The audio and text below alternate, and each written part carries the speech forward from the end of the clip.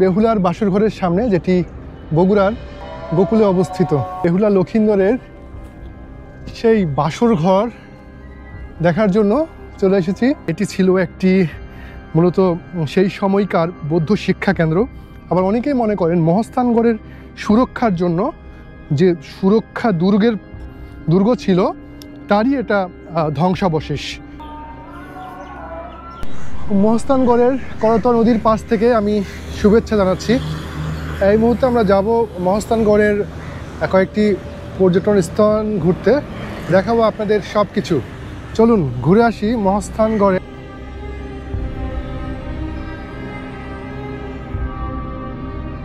কুলমেড বা বেহুলা লক্ষিন্দরের বাসরঘর নামে সাধারণত পরিচিত এই প্রত্নতাত্ত্বিক স্থানটি 1934-36 সালে প্রত্নতাত্ত্বিক খননের ফলে 172টি বন্ধ প্রকোষ্ঠের সমন্বয়ে গঠিত 13 মিটার উঁচু একটি মঞ্চের ধ্বংসাবশেষ অনাবৃত হয়। এই মঞ্চের সমতল শিরোদেশে প্রথম নির্মাণ যুগ 6 এবং 7 শতকের একটি বৌদ্ধ উপাসনালয় নির্মিত হয়েছিল। এরপর সেন আমলে 11 থেকে 12 শতকের ধ্বংসাবশেষে একটি বর্গাকৃতির শিব মন্দির নির্মিত হয়েছিল। পরবর্তীকালে এই মন্দিরের মেঝের উচ্চতা আরও বৃদ্ধি করা হয়। এ মন্দিরের কক্ষ থেকে প্রাপ্ত প্রত্ন নিদর্শনের মধ্যে রয়েছে একটি নরকঙ্কাল, একটি ইটের নির্মিত গোলাকার গর্ত, একটি শিলাখণ্ড, ষাঁড়ের প্রতিকৃতি উৎকীর্ণ একটি স্বর্ণপাত্র ইত্যাদি। বেহুলার এই বাসরঘর নির্মাণ করা হয়েছিল সেই সময় কারণ কালনাগিনী বা কাল সাপের হাত থেকে বাঁচার জন্য। সেই চন্দ্রবণিক চাঁদ সওদাগরের শেষ পুত্র লক্ষিন্দর যেদিন ওখানে বলা হয়েছিল যে মানে বিয়ের রাত্রে দংশন করা হবে, ফলে চাঁদ সওদাগর তার সন্তানের সুরক্ষার জন্য এইখানে একটি বাসরঘর নির্মাণ করে দিয়েছিলেন, লোহার বাসরঘর।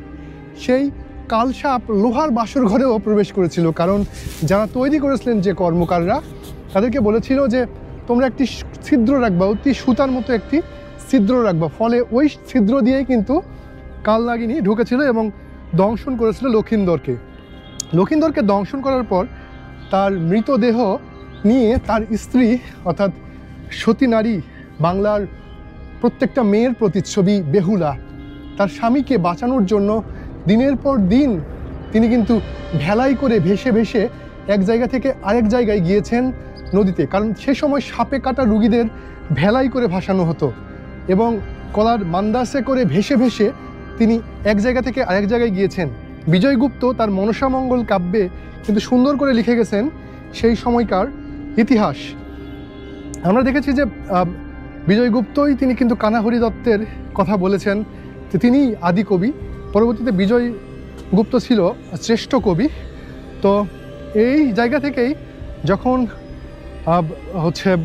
লক্ষিন্দরকে সাপে কাটলো এই বাসরঘর থেকেই, তখন কিন্তু এখান থেকে বেহুলা নিয়ে চলে গেল বিভিন্ন জায়গায়, অর্থাৎ তাকে বাঁচানোর নিমিত্তে।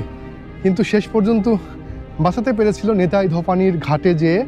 সেখানে ঔষধ খেয়ে কানুসকুপির কথা আমরা দেখেছি, যেখানে খেয়ে তারপরে তাকে বাঁচানো হয়েছিল। এই সেই বিখ্যাত স্থানটি, এটি মূলত বেহুলার বাসরঘর নামে পরিচিত।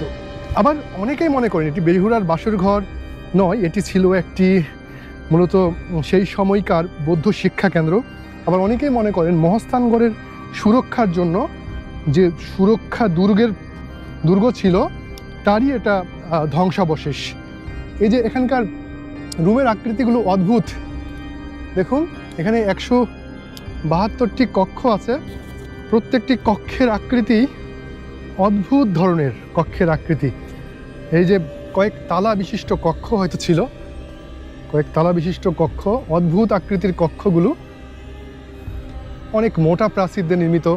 সেই সময়কার এই প্রত্নস্থলটি, এটি মূলত বগুড়া জেলার গোকুল নামক জায়গায় এটির অবস্থান। মহাস্থানগড়ের ঠিক পাশেই, যদি আপনারা আসতে চান এখানে আসতে পারবেন। এই যে নেমে গেছে এই সিঁড়িটি,